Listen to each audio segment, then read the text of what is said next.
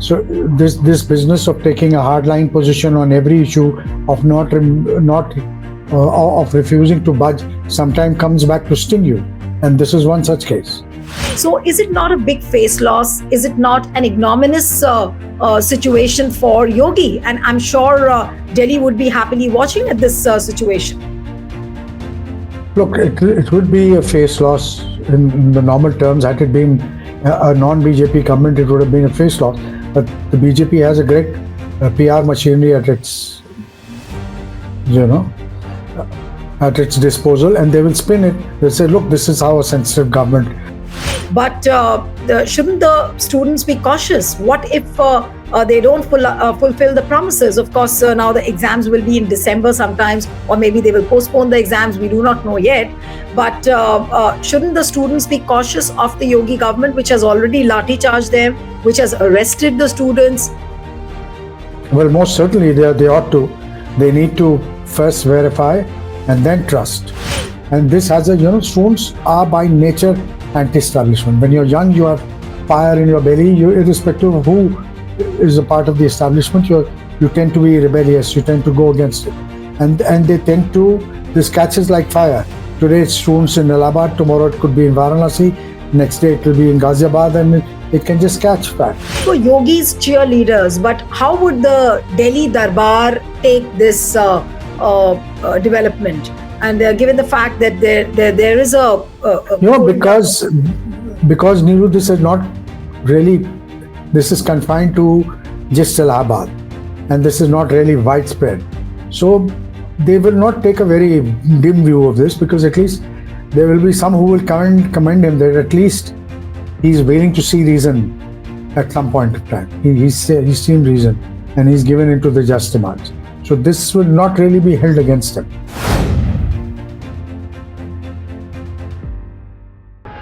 Hello and a warm welcome to HW News Network, your one-stop show, truth be told, for some engaging and thought-provoking conversations.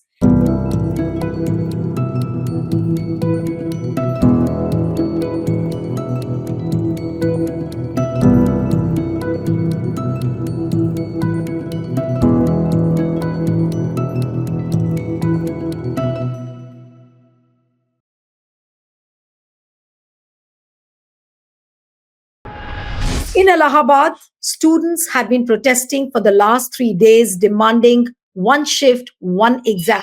And this was in context with the exams which were held for the RO post, the ARO post, and the PCS exams. So just a short while back, Yogi government has taken a decision.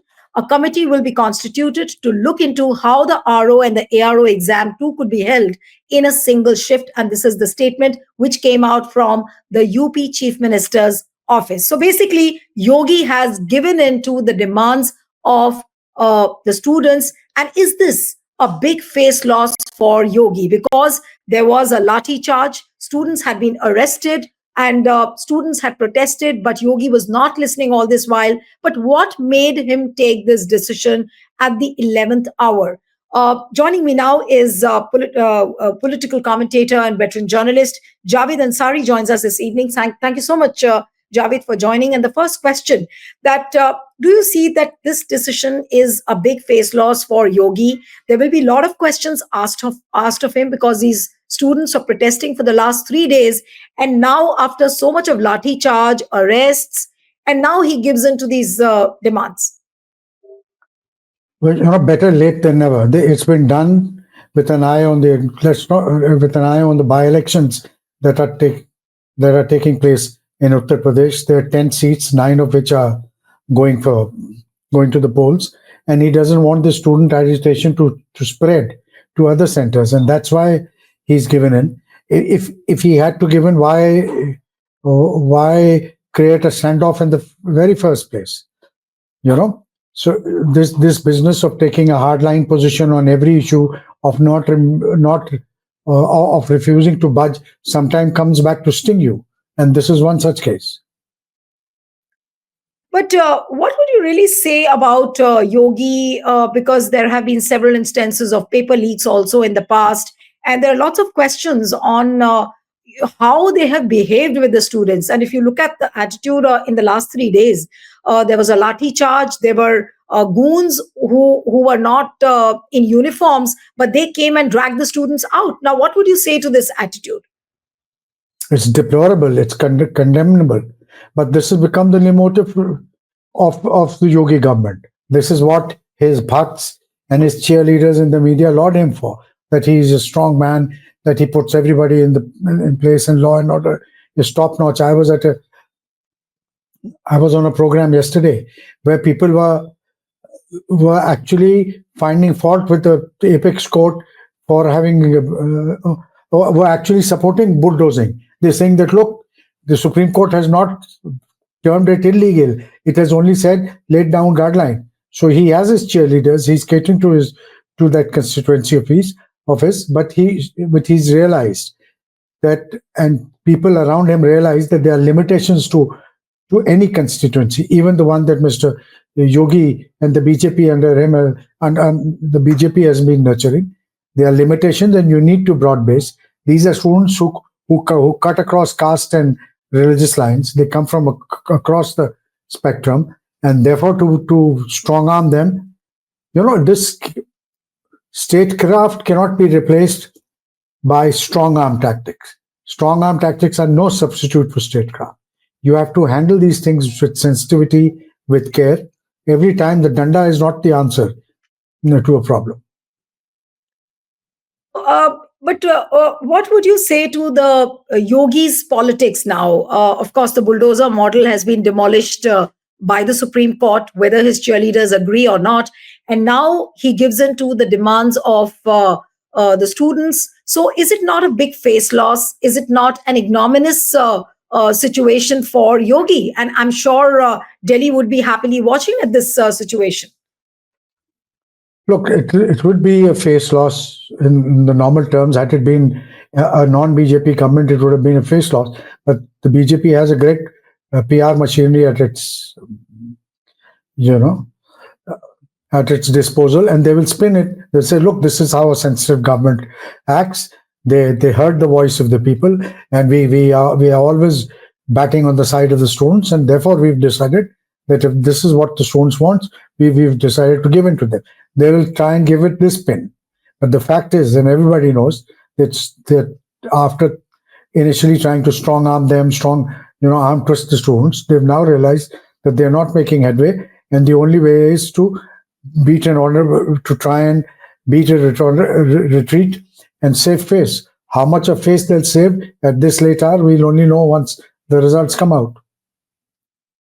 Shouldn't the students be still cautious, because a committee has been formed, and of course there is a ray of hope for the students, but shouldn't the students be cautious? What if they don't fulfill the promises? Of course, now the exams will be in December sometimes, or maybe they will postpone the exams. We do not know yet. But shouldn't the students be cautious of the Yogi government, which has already lathi charged them, which has arrested the students? Well, most certainly they ought to. They need to first verify and then trust. It cannot be a question of blind trust. So first verify and then trust. Otherwise, we'll all be back to square one. If governments do not honor their pledges they make to the people, then it will be a very sad day for democracy. But as far as the students' protests are concerned, now whether it was the JNU protest or now what we have seen in Allahabad, the way the students have been protesting in the last 3 days, do you think that students are the only category which can really bring the Modi and the Yogi government to their knees? Because there is some element which really scares them, and both of them, in fact. Well, students are a very potent body, and students cut across caste and religious lines. There are students from the affected lot of students come from all from different castes, from different religions. It's not that you can you can carve out and deal separately with your supporters. So everybody suffers, and they realize. And this has students are by nature anti-establishment. When you're young, you have fire in your belly. Irrespective of who is a part of the establishment, you tend to be rebellious. You tend to go against it, and they tend to. This catches like fire. Today it's students in Allahabad. Tomorrow it could be in Varanasi. next day it will be in Ghaziabad, and it can just catch fire. So rather than allow this to develop into a major students movement, they've tried to nip it in the bud by conceding this demand. But given the fact that bypolls are due on 20th of November, the 9 Vidhan Sabha seats where the by-elections were due, was that the compelling factor due to which Yogi must have given in? That is one reason that certainly comes to my mind first and foremost. Most politicians, and rightfully so, there's always a political motive to what they do. And I say rightfully so because they are politicians. If they don't do politics, who else will? Just as we look for a news angle no matter where, in every situation, politicians will look for politics, and then obviously they will take measures which they hope will at some stage help them politically. What happens to the image of muscular politics of Yogi? Does it see a decline from here on, like after the bulldozer model has been demolished and now he gives in to the demands? He was very insistent in the last 3 days, but then ultimately he had to give in. So somewhere down the line, the message goes that, there is a certain diminishing of the muscular politics of Yogi, which we see. Again, I go back to the point. His cheerleaders will try and give it a spin. That look, it's only his detractors who believe that he's a muscular person. He's a very sensitive, caring chief minister who listens to all sides. Yes, he's tough with those he needs to be tough, but students are our own, and therefore we've decided to act with sensitivity and give in to that demand. This is the kind of spin I believe they will try and carve out, spin off tomorrow. But that is for Yogi's cheerleaders. But how would the Delhi Darbar take this development? And given the fact that there is because Neelu, this is not really, this is confined to just Allahabad, and this is not really widespread.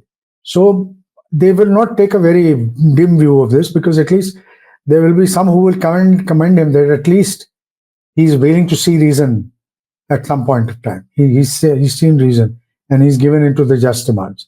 So this will not really be held against him. But Yogi's style of politics and what he actually wants to do, how do you read?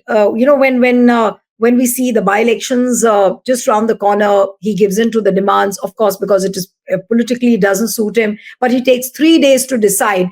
But how would one really see as to what he has in mind in the long term? Because we do know for sure that there are differences between him and Amit Shah. There are a lot of differences between him and Prime Minister Modi, and he's on one page when it comes to RSS. So how does one read all this development when you look at the things in entirety? Look, there is more than a measure of truth to what you say, but it's not as if things are coming to an head and there's going to be a bust up and it's going to blow up in their face. No, they are too smart for this. And the RSS will ensure that this never happens. Yes, in politics, there are always many, everybody has an aspiration, but for the moment, Mr. Modi appears to be the main bet, and everything else, they'll allow the minions to take pot shots at the others, so long as Mr. Modi is safe and his position is not undermined, until that will continue. There is no denying the fact that Mr.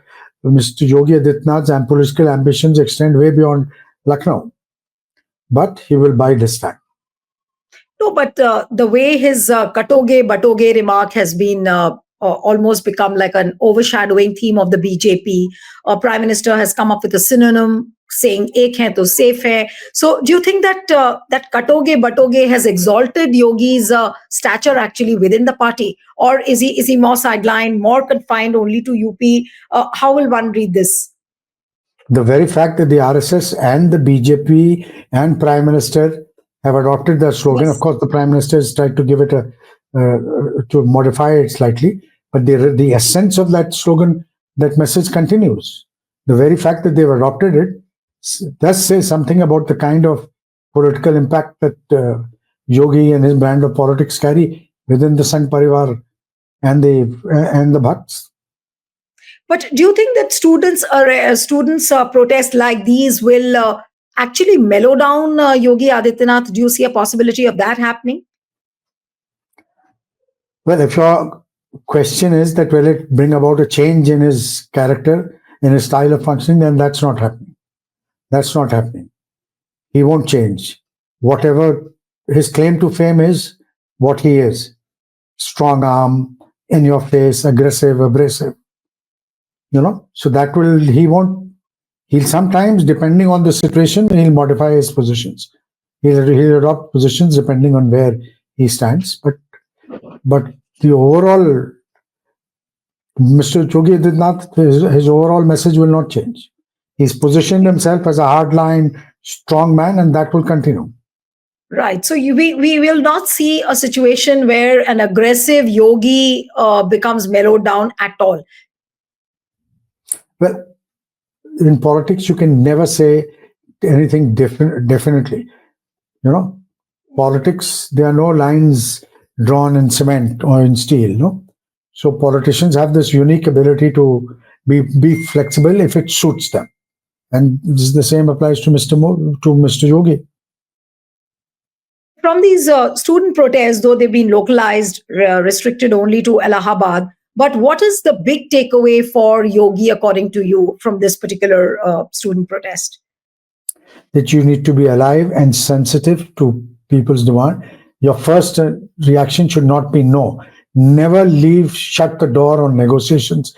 Never shut the door on people who are agitating. Try and see if there is some way a compromise can be reached, or if the demands can be met. And only then, if all else fail, then go back to what you're good at. But the very fact that, the lathi charge was there, then the arrests were made, do you think Yogi can atone all this in any form? Well, he'll try and bring, double up on that batoge to katoge, and that they'll try and use religion to try and unify people. Look, even when the Hathras thing happened, when the Hathras case happened, he adopted aggressiveness and being tough and not giving in, irrespective of the nature of the demand, is Mr. Yogi's first resort. It's only later, like look, for example, Hathras. For the first few days, he refused to allow people to even move past the D&D tool booth.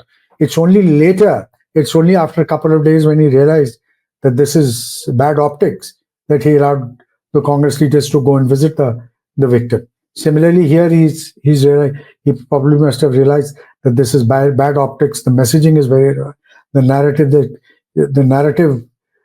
that can be built around this is very bad for him, and therefore he's decided to. It's not as if his personality has undergone a change. That's not happening anytime. I'd be very, very surprised if he suddenly becomes a peacenik and he becomes a liberal. That's not happening at all.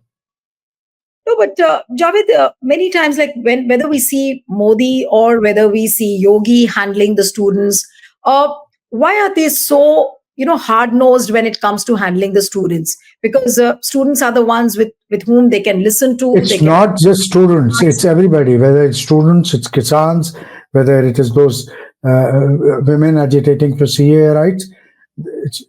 Their consensus, ruling by consensus, doesn't come easily to them. They've positioned themselves as strong, authoritative leaders.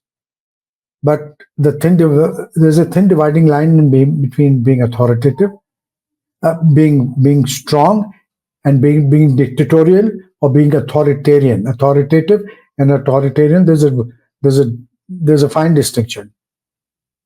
And more often than not, both these gentlemen come across as being authoritarian rather than being authoritative. Right. Thank you so much, Javed, for joining on HW News. Thank you very much. Stay ahead with our cutting-edge news app. Instantly access the latest shorts in just 1 minute and breaking news in just 50 words.